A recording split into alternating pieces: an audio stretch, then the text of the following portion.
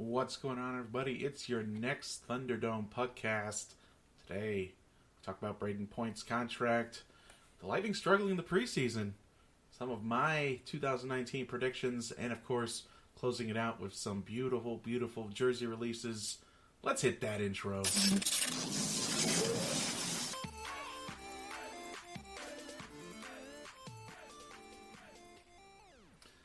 Alright, everybody, good afternoon. It's your host, Moose, for the Thunderdome Puckcast live from the $10 Sports Man Cave. It's definitely a typical Saturday morning, Saturday afternoon here. We got animals running around. I'm on animal duty this morning, so if you see them poke their heads in and out, feel free to say hi. Oh, there's my cat running in and out. Really excited for episode 2 of the podcast. We're getting closer and closer to the regular season start. I think one more preseason game left for the Bolts tonight against the Florida Panthers. The Cats will be finishing out at home. Then the season starts right next Thursday, I want to say, against those very same Florida Panthers. They'll play at home and home. So I think at this point, we'll play 5 games in a row if you include the preseason against the Panthers. So we should be pretty well versed and prepared for the Panthers. They gave us a spanking a few days ago with both full squads starting 6-3, and I believe we took the last one 4-2.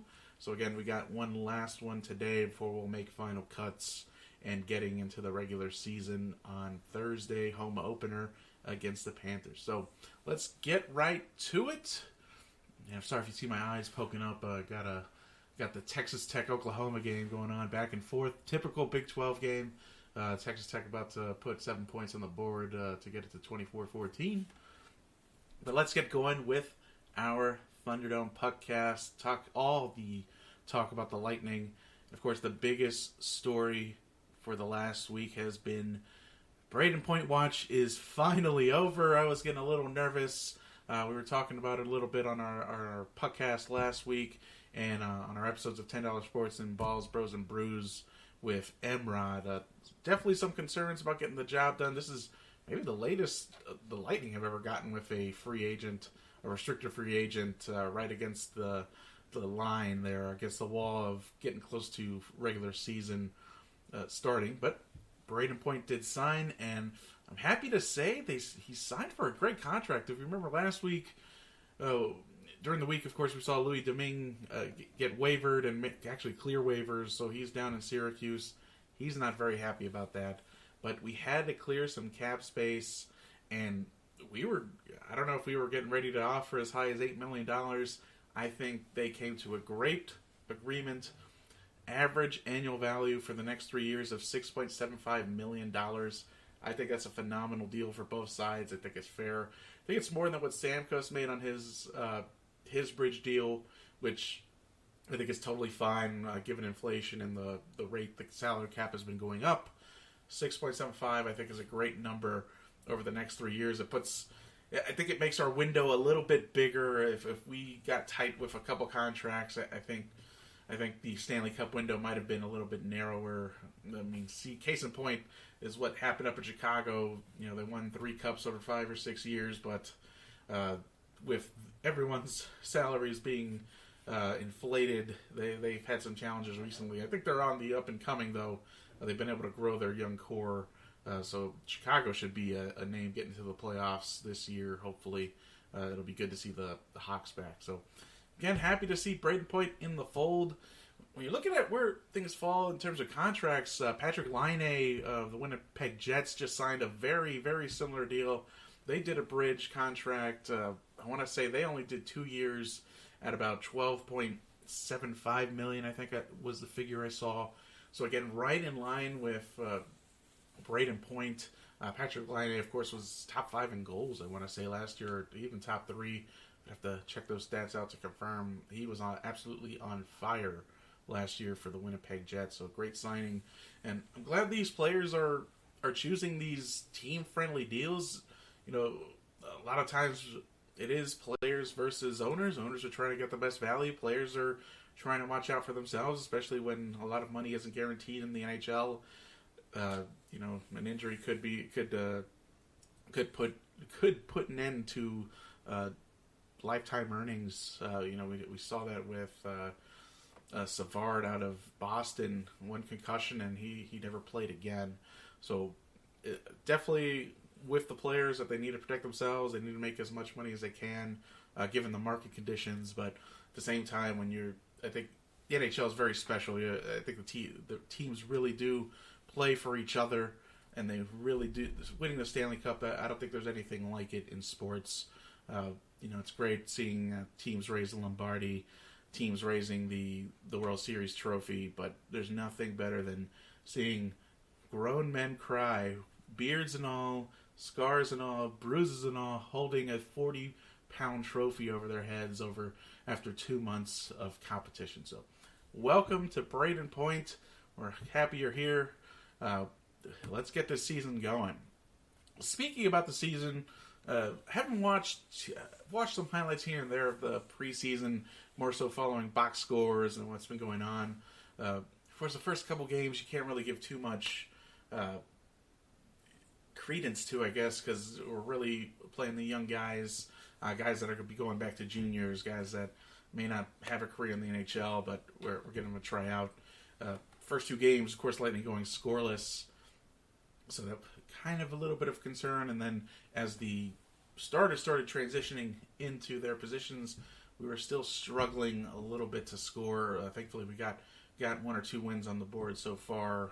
Had a tough overtime loss in Nashville against the Predators. But I really think we're starting to come together. I was a little concerned with the Panthers game. Again, that was basically a starting lineup versus a starting lineup. And the Panthers were really getting the best of the Lightning.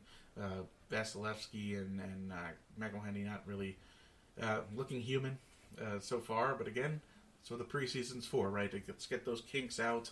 Let's get those stinkers of a game out. And let's get rolling for the regular season. So we're really excited for that. I don't know.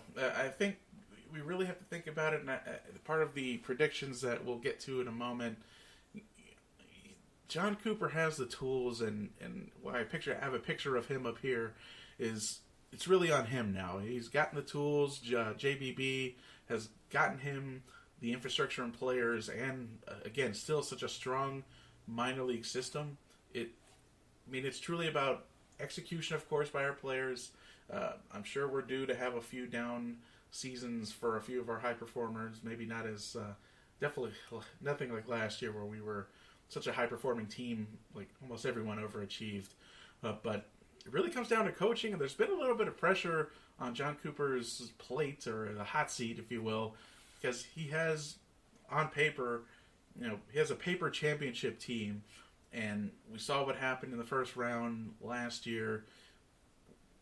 We've made some great runs, especially getting to the conference finals the year before, and once you get past that first or second round, as we expect to, that conference championship and the Stanley Cup Finals is just kind of a crapshoot. You really got to push through. Look, the St. Louis Blues were in literal last place on New Year's Day this past year in 2019, and they won the Stanley Cup Finals. And they won the Stanley Cup. So I love the Stanley Cup playoffs, but it's about getting into that conference final, and I really think that it's on coaching this year. It has to be, because again, we got your Stamkos, we got your Brayden Point, Sergachev, and Hedman. Hedman is playing at an elite level. Sergachev's going to be elite probably within the next year or two as he develops as a defenseman. He's not even 21 years old. I couldn't believe that. He's the youngest player on the team, and he's still developing at a rate. I remember with Victor Hedman, season ticket holder, once he was drafted, and thinking he might have been kind of a bust. But I'm so glad I was wrong. I remember being at games yelling at Hedman, like, what are you doing? Hit someone. And, it just really took a long time to understand that's not his game. Sure, he's physical, but he brings such a great offensive presence to the team, and it's been amazing to truly see him grow and become that top defenseman candidate year in and year out, and even winning a Norris Trophy 2 years ago. So that brings us to our predictions. Got a couple predictions over here. Yep, I'm good at the mirroring, right? Here to my right, your left, I think, if you're viewing. I think the first thing we have to prepare ourselves for is for some regression. I don't think we're gonna have 128 points or whatever it was we had in the standings last year, 130 something points, or be anywhere near the Canadiens' record back in the 60s or 70s, whenever they set that record. But I still expect the Lightning to win the division. That's one of my predictions. Not so much a bold prediction, but we should be up there. I'm looking 54, 55-ish wins, 20 losses, maybe 7 OTLs. Looking around the 115 to 117, 119 point range. It should be good enough to win the division. And honestly, maybe good enough to win the President's Trophy again this year. Part of me, of course, wants to avoid that. That President's Trophy curse is real. It's been such a long time since the team who actually won the President's Trophy won it all. So maybe we take some L's to push the President's Trophy elsewhere. I know the Washington Capitals and the San Jose Sharks love that President's Trophy love, and I love seeing them fail in the playoffs, so maybe we let them have a couple wins here and there, right? I do expect us to win the division. I think it's going to be a 3 or 4 pony race. The usual suspects, I think, depending on how Tuukka Rask plays this year and bounces back from a challenging year, we're going to see Boston up there. We're going to see the Maple Leafs up there. I think they're really pushing through. Their young core is developing. They've got a stellar coach in Babcock. It's going to be a really tight race. And I think that fourth contender for the playoffs and potentially even the division lead, I'm going to have to go with the Canadiens. I think they really underachieved last year. I think Carey Price was hurt first. They gave him a portion of the year. Game changer.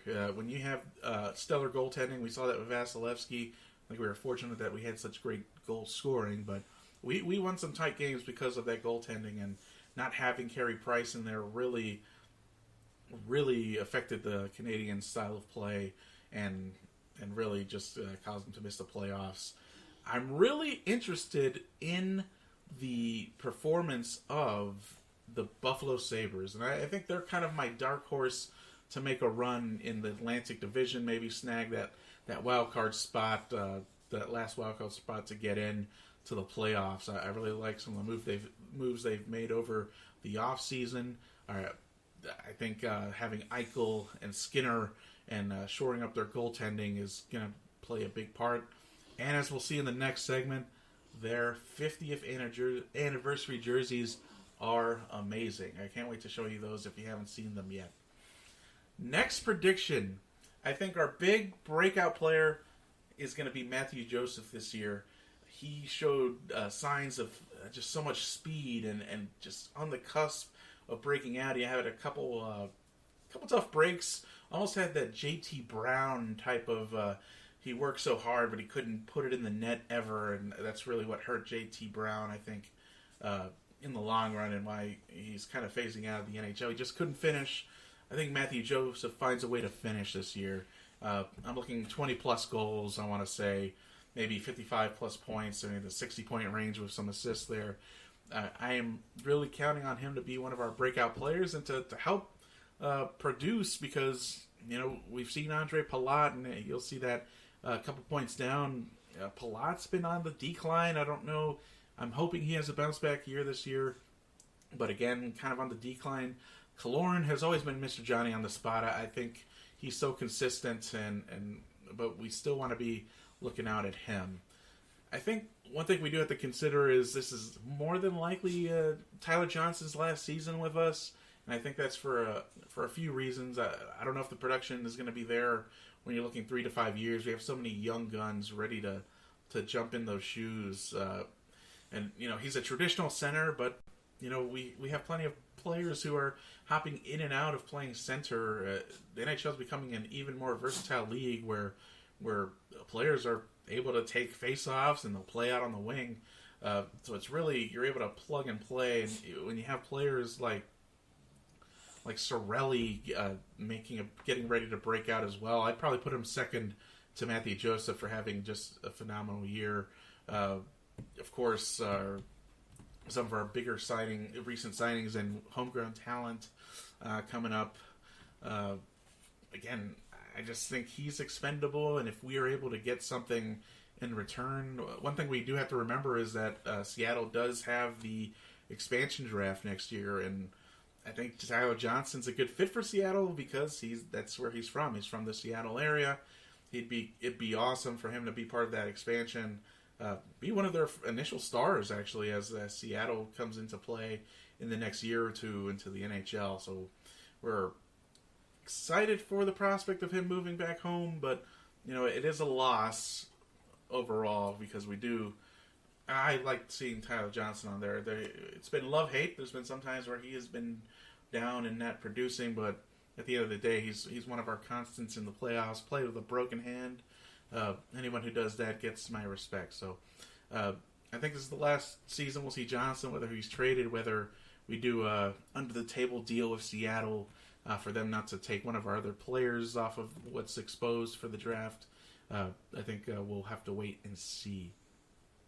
And again, I wanted to reiterate, the eyes are going to be on, I think, Killoran and Palat.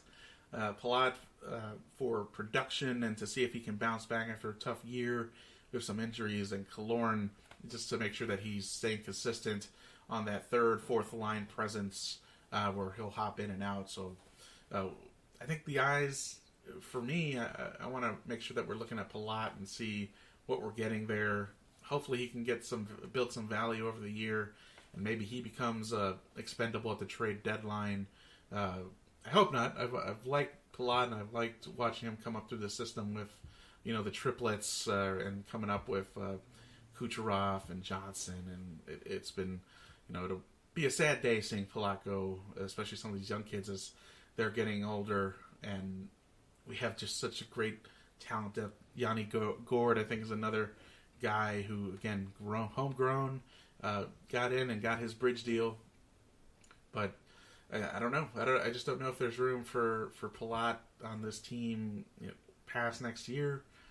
And I think it's time that we make a smart move, get some draft picks, maybe get some additional grittiness for the playoffs.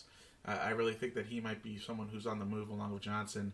And Killoran, maybe to a degree, if we're looking to trade deadline 6 months from now, he might be someone that could build high enough value that may be expendable. I'd rather he'd be on my low end to get rid of, because I think he's gritty and we need him in the playoffs.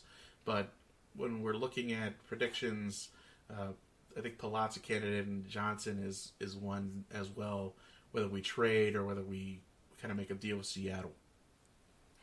And the last prediction, you see the asterisk, and we talked about it a little bit before.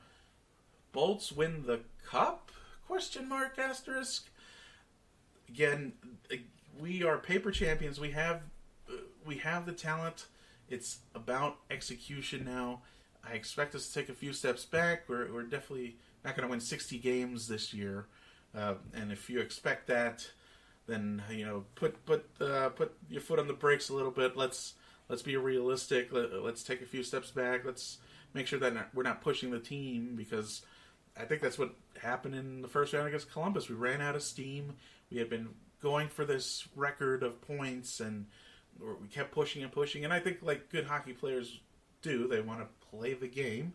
So we just overplayed instead of resting, and it was just a recipe for disaster in round one against Columbus. So Bolts win the cup ? Is going to be about execution. It's about making a few more moves come trade acquisition time or trade deadline time, because Lightning just don't have that grittiness to get through the playoffs. Our offensive stars, I'm looking at you, Cooch, get very frustrated very easily once they get some physicality going. It's something that we don't see as much in the regular season, but when it's playoff time and you are playing for the right to lift that trophy, you better believe it's going to get a lot more physical, a lot more tight. And Kucherov doesn't seem to adjust very well to that. Stamkos, to a degree, does a disappearing act every once in a while in the playoffs as well. So, again, we got to change that mindset. We are a great regular season team, but how are we going to get over that hump? It's so difficult to predict what happens over an 82-game season. There's injuries, there's chemistry, you just don't know. But I expect us to get through this 82 games fairly well. Again, barring catastrophic injury to win the division. But again, it's what happens after you get those first 2 rounds. No question, the Lightning should get through those first 2 rounds of the playoffs, just like last year. They should have beaten Columbus, and who would they have played? Maybe Carolina, maybe Boston. That would have been a tougher series, but they should have gotten through those 2 rounds to face.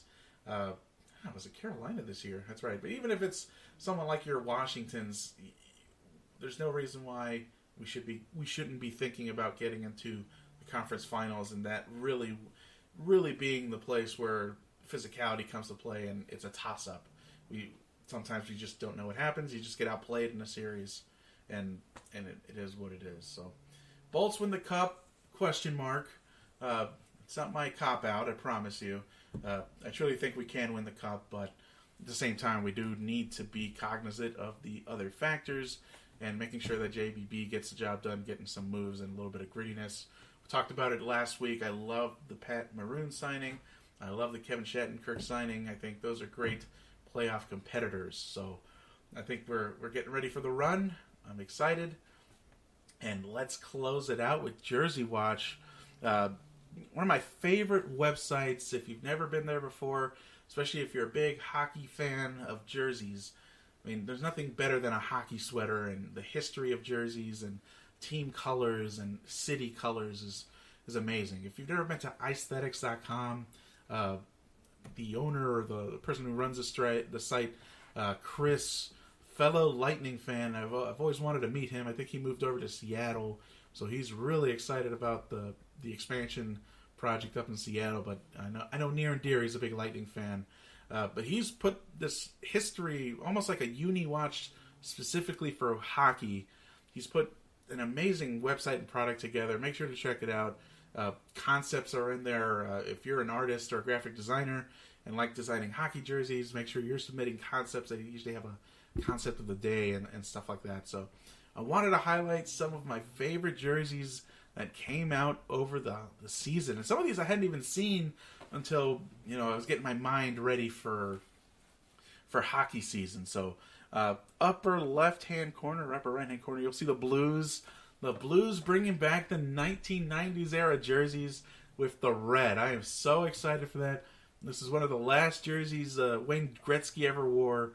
The blue and the red and the yellow St. Louis Blues jerseys. I'm really excited for those, bringing those back on a kind of a throwback basis. Right next to that, I love the Calgary Flames fire red jerseys, and I'm glad they made the reverse, the away whites with the big red C, clean jersey with the yellow, red, and white. I've always loved the Flames' old look. I don't mind the black C for as much. I think that's a strong jersey, but their red and their white old school 80s circa jerseys and early 90s jerseys I think are among the best in the league that have ever existed. Boston going with a kind of a faux throwback with the old school B, no spoke and wheel. Not a bad effort. It's a cool traditional looking jersey. I'm a fan.